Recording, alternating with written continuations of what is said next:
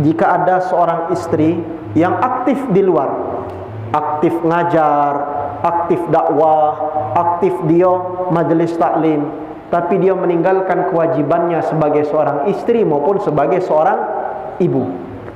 Dia kan sebagai ibu. Maka apabila ada istri yang sibuk di luar karena majelis taklim, sibuk di luar kuliah, sibuk di luar juga nyari rezeki, sebenarnya tidak dilarang oleh agama, selama dia bisa memegang rambu-rambu dan panduan ketika berada di luar rumah.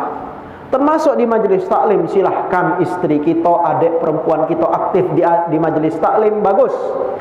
Daripada dia aktif di diskotik, lebih baik dia aktif di majelis taklim.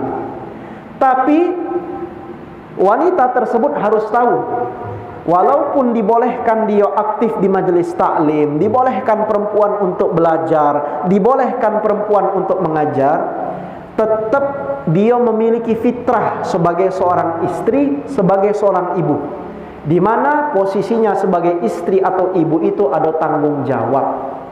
Jangan sampai dia aktif hadir pengajian, tapi dengan suami di rumah acuh tak acuh, tak mau lagi melayani suami, tak mau lagi mencumbui suami misalkan, cuman gara-gara suaminya tidak seganteng dengan ustaz di majelis taklimnya. Ini tak boleh.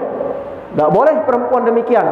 Percuma dia hadir majelis taklim, sedangkan tugas utamanya adalah merawat dan berbakti kepada suami, namun dia meninggalkan kewajibannya berbakti dan merawat suami. Ingat kata Nabi, perempuan itu mudah masuk surga, lewat pintu manapun silahkan, cukup dengan menjalankan sholat 5 waktu, puasa di bulan suci Ramadan, dan berbakti kepada suaminya. Masuklah dia ke dalam pintu surga lewat pintu manapun, kata Nabi. Tidak disebut oleh Nabi lewat majelis taklim, tidak. Berbakti dengan suami, sholat 5 waktu, puasa di bulan Ramadan, maka dia akan masuk surga lewat pintu manapun.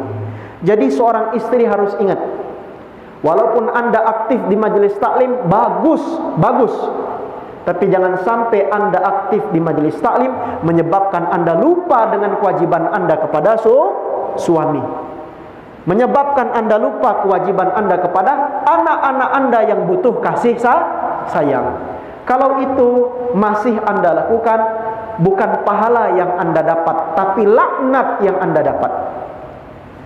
Balik dari majelis taklim, sudah malam, balik dari majelis taklim, suaminya pengen manggil istri itu untuk ke kasur. Payo sayang ke kasur, aku nila nunggu dari tadi, karena kau baru balik dari majelis taklim, sekaranglah waktu yang tepat, payo kita bertempur uji lakinya. Kata istrinya, capek aku, lesu, males. Kau juga tak sebelagak dengan ustaz tadi dari Jakarta, belagak nah uji dia. Majelis taklimnya menyebabkan dia lalai dengan tugasnya sebagai istri.